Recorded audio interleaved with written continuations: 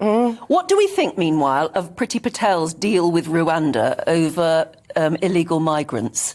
Instead of being allowed to be processed in Britain if they get here, they're going to be sent 4,500 miles away to Rwanda to be processed.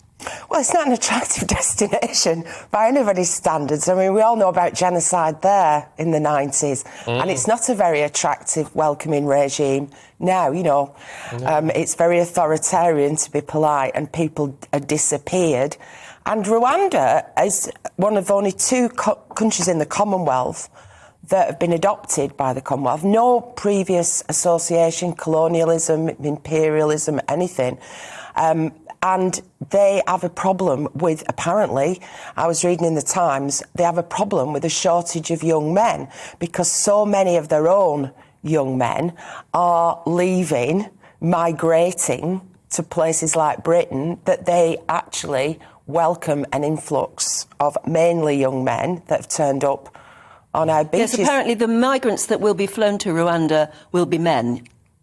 Not women and children. Well, they're going to go to an internment camp or something in oh yes. Well, that's typical of what happens on Dungeness Beach every day. Gosh. And spot the woman and child.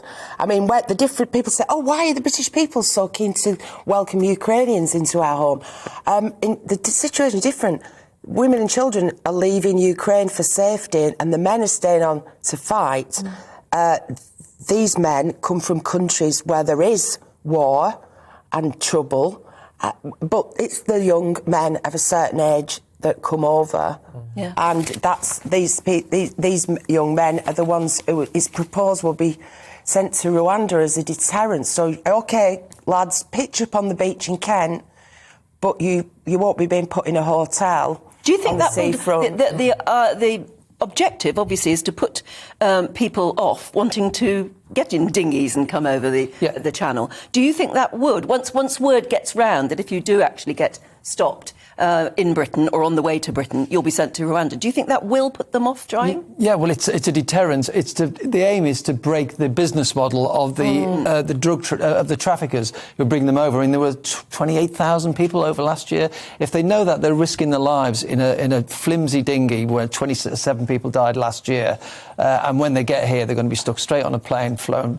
5,000 miles away, even further away from the UK, then they might think twice about coming over. It's interesting, isn't it? Because, I mean, part of me rankles at the idea because it just seems so very, very strange. But if it does act as a deterrent, then... The thing is, Steve, everybody's criticising Priti Patel. They want this illegal migration stopped. They want taking back control of our borders after voting for Brexit.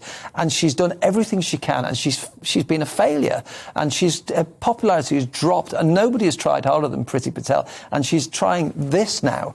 She's clearly got a will to do something. It's just that everything she does is stopped by the human right. When they land here illegally, they're put in a camp, but then human rights lawyers spend 3 years using legal aid paid for by you and me to try and get to stay here on the grounds they've got a relationship or a pet cat or whatever, and they can't kick them out. And then they vanish into the community and get jobs on the black market. Yeah, but look,